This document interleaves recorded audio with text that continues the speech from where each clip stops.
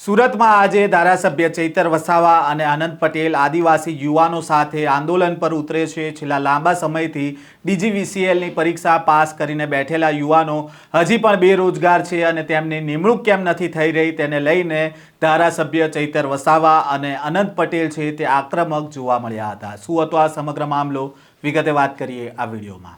વૈષ્ણવજન તો તેને કહીએ જે પીડ પરાઈ જાનાને રે। નમસ્કાર, નવજીવન ન્યૂઝમાં આપનું સ્વાગત છે। હું છું જયંત દાફડા।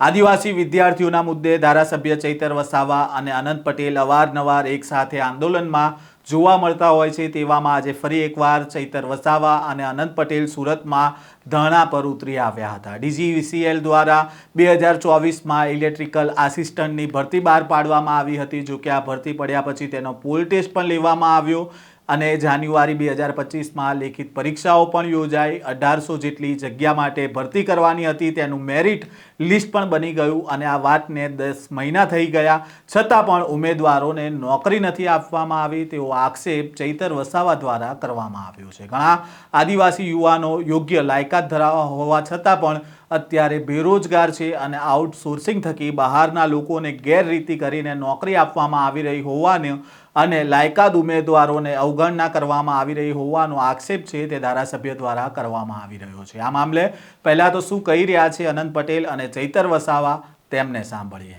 102 જેટલા યુવાનોને નોકરી મળી હતી અને આઉટસોર્સિંગમાં હજારો યુવાનોને નોકરી આપી રહ્યા છે। આના અનુસંધાનમાં અમે ફરી એકવાર કચેરીના અધિકારીઓ પાસે જવાબ માંગવા આવ્યા છે કે નવી પરીક્ષા લેતા પહેલા જેણે પરીક્ષા આપી છે, જે ઉત્તીર્ણ થયા છે, એમને નોકરી આપવામાં આવે અને ત્યારબાદ પરીક્ષા લેવામાં આવે। જો અમારી માંગણી નહીં સ્વીકારાશે તો અમે આક્રોશ સાથે ધરણા પ્રદર્શન આ કચેરીની બહાર કરીશું। કેટલા નોકરી આપવાની વાત થઈ હતી, કેટલા આપવામાં આવી?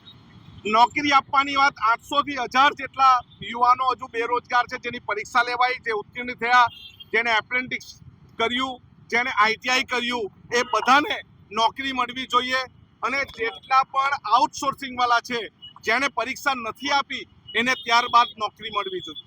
થઈને ઇલેક્ટ્રિકલ આસિસ્ટન્ટની ભરતી પાડી હતી। એમણે 22/12/2024ના રોજ પોલ ટેસ્ટ પણ અહીંયા લીધો હતો અને 19/1/2025ના રોજ લેખિત પરીક્ષાઓ પણ લીધી। ત્યારે એમણે એવું કીધું કે 1800 થી 2000ની વેકેન્સી છે ને અમે આસિસ્ટન્ટ ઇલેક્ટ્રિકલને ભરતી કરીએ છીએ। ત્યારે હજારો યુવાઓએ એમાં ભાગ લીધો, પરીક્ષા આપી, પાસ થયા। 1864 લોકોનું મેરિટ લિસ્ટ પણ બની ગયું અને એમણે કીધું કે અમે મહિનાની અંદર એમને જોબ માટે ભરતી કરી લઈશું।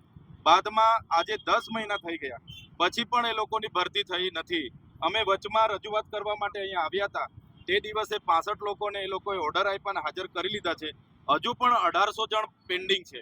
તો અમારે ડીજીવીસીએલ દક્ષિણ ગુજરાત વીજ કંપની લિમિટેડને વિનંતી છે, જે 1800 લોકો પાસ થયા છે, મેરિટમાં આવ્યા છે, એમને તાત્કાલિક ધોરણે સરકારના ધારાધોરણ મુજબ એમને નોકરીનો ઓર્ડર આપવામાં આવે, એમની ભરતી કરવામાં આવે એવી અમારી માંગણી છે। આગળ અમે રજૂઆતો કરી હતી, એમણે અમને બાંહેધરી આપી હતી કે અમે 3 મહિનાની અંદર 1800 જણને નોકરી પર લઈ લઈશું। આજ દિન સુધી કોઈને લીધા નથી, માત્ર 65 જણને એમણે ઓર્ડર આપ્યા છે।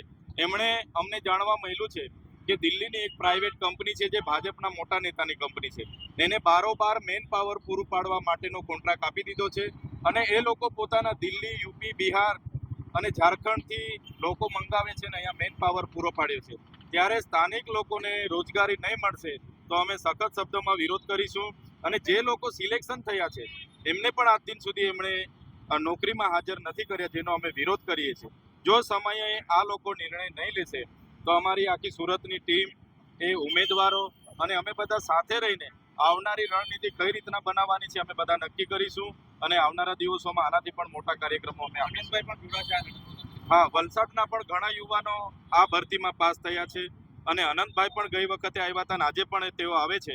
અમે બધા સાથે રહીને આવનારો નિર્ણય કરીશું, પણ એકવાર અમે આ લોકોને મળીએ છીએ, એ લોકો શું જવાબ આપે છે પછી આવનારા નિર્ણયો અમે કરીશું.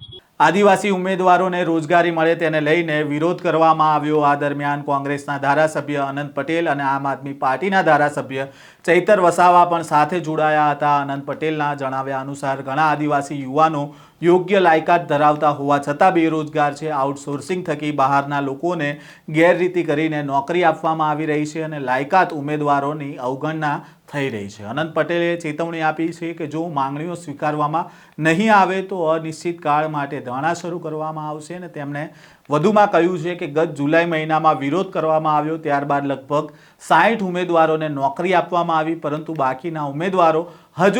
બાકીના ઉમેદવારોને લઈને હજુ પણ કોઈ નિર્ણય નથી કરવામાં આવ્યો. ઉમેદવારોનો સવાલ છે કે જ્યારે આઉટસોર્સિંગ થકી ભરતી કરવાની હતી તો પછી વીજ સહાયકની ખાલી જગ્યાઓ જાહેર શા માટે કરવામાં આવી? હાલ DGVCL કચેરી બહાર અનેક ઉમેદવારો પોતાની માંગણીઓને લઈને વિરોધ કરી રહ્યા છે, ત્યારે હવે તંત્ર આ મામલે શું નિર્ણય રહે છે તે જોવું રહ્યું. આ પ્રકારના સમાચાર અહેવાલ સાથે ફરી મળીશું. નવજીવન ન્યૂઝ સાથે જોડાયેલા રહેજો.